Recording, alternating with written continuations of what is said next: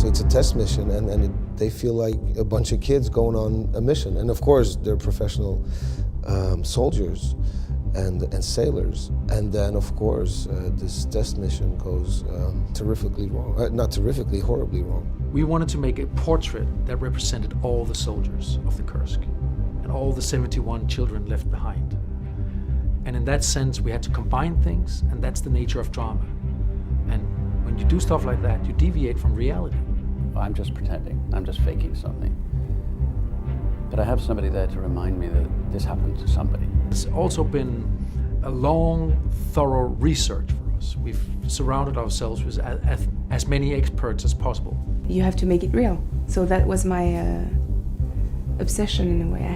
I wanted to make it real and truthful. It's his story being told to me, and then I'm trying to own it and then tell it to someone else.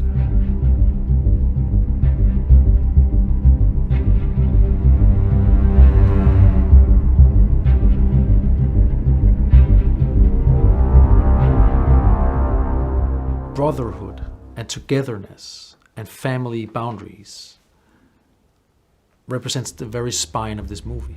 What I think is extraordinary about a moment like this is that sailors want to rescue sailors. The humanity of people who understand each other is one of the things that interests me most about this story. I think it's very much what it's about. When I received the script from Robert Rodat, I insisted on spending more time with this community before this boat explodes, because I wanted to get into the heart of it. I wanted to see this wedding unfold and all these people just living together. It's a very complex reality to live with sailors that are away for 2, 3, 4 months, then come back. So every time a family is kind of torn apart temporarily. So you need a very strong family structure to be able to cope with that for so many years. And that is where the Leah's part comes in. I think what she did to this movie was so generous. She 100% opened herself up to this. She was so devoted, and she gave the most vulnerable sides of herself. And that, I think, is why this character has ended up being quite heartbreaking. It's always a subject that I really cherish when it's about motherhood, and for me it's one of the main subjects in the cinema. It's motherhood and love. Having Lea Seydoux and Matthias Schoenaerts in front of me, to me, made sense. Matthias comes from a tradition of being spontaneous, wanting to be in the moment, wanting to embrace the moment. He's amazing on set. He's like this animal who arrives and carries everyone through.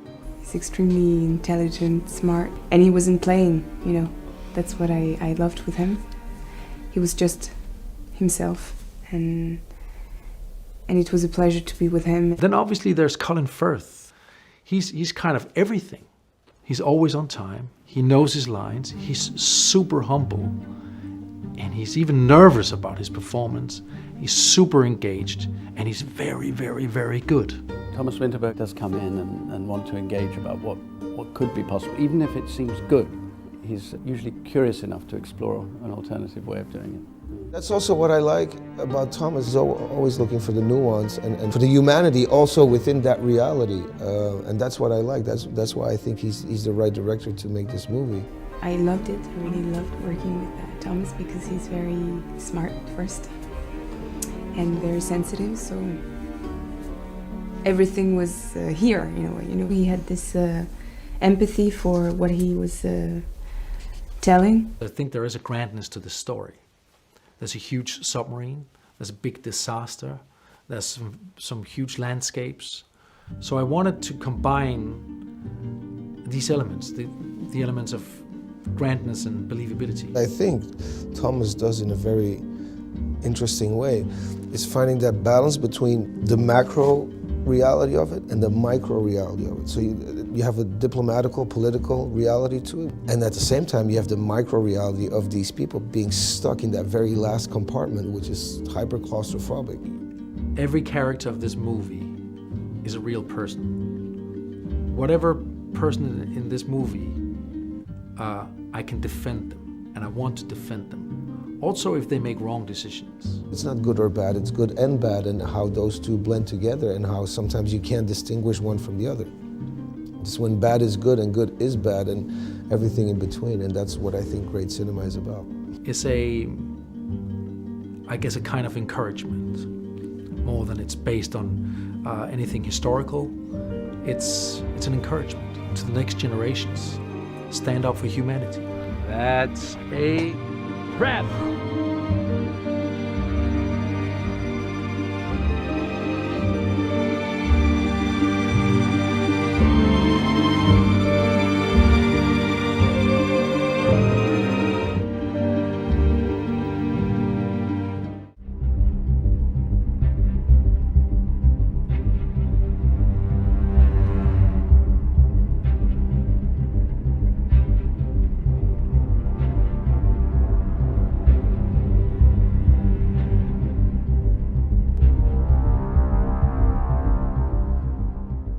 I considered myself like a little boy coming into this shop trying to figure out how to do this. And I surrounded myself with the best people possible, and I learned how to do these things. It's all a jigsaw puzzle. A combination of building a certain amount in the studio and then stealing images from the semi-redundant French Navy in Brest or somewhere in Normandy or in Toulon, in a submarine museum somewhere else in the world. You know, we didn't know where we were going to go, but we had to piece all these things together, which is what my job's all about. It's also what design is in particular all about. As you know, a large percentage of the film takes place in a very restricted area in the submarine itself, and it's difficult to light logistically or naturally a space like a submarine where they lose electricity 70 meters below the surface because there's basically no light. Working in water is a lot of trouble. It's a lot of hours, it's a lot of money, it's a lot of effort. And luckily, I was surrounded by fantastic people who could help me, who could come up with amazing ideas. Simple ideas, like you have to fill up a room with water, and instead we build a room and sink it into a pool.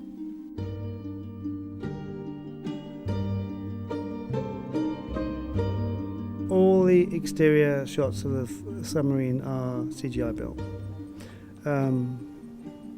We build sections. I've shot sections of it, which we then extend. So we build in the harbour before they leave. We build a section that's about 20 meters by 40 meters, and we have 2D or 3D sometimes sections, which we then shoot within, and then the guys extend it. That's normal. You try and shoot generically what you can real around the actors, and avoid green screens as much as you can. In my mind, it's best, and do as much in camera. But then you build up green screens and then extend the world.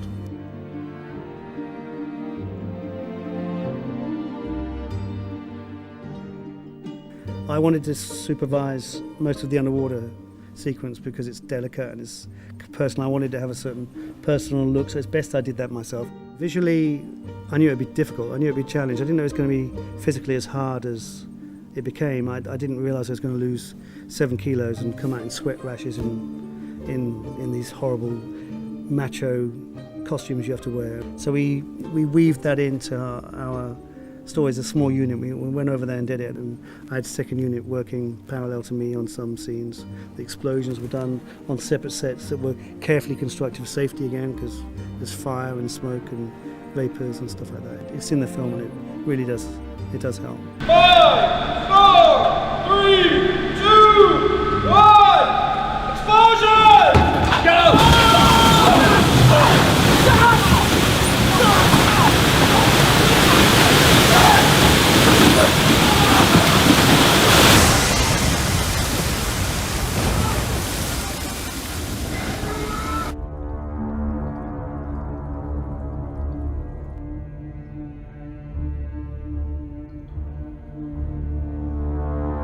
The spectacular long dive scene is interesting because I wanted most of the movie to be in long takes, because I thought time was essential, and you can feel time when you do long takes.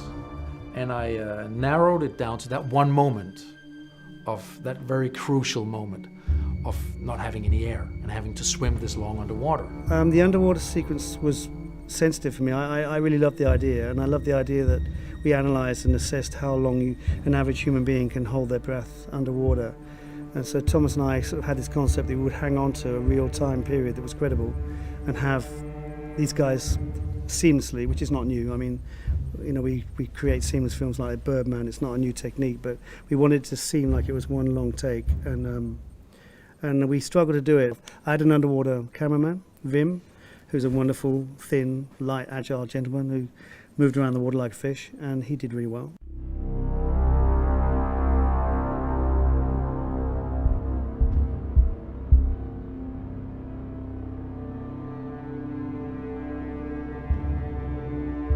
You have this incredible experience as well of understanding how sophisticated and extraordinary these underworld, these things are. And the actors, I'm sure, benefited from visiting that and understanding, my God, there's a 5-floor, 3-star, maybe 2-star hotel underwater with nuclear bomb.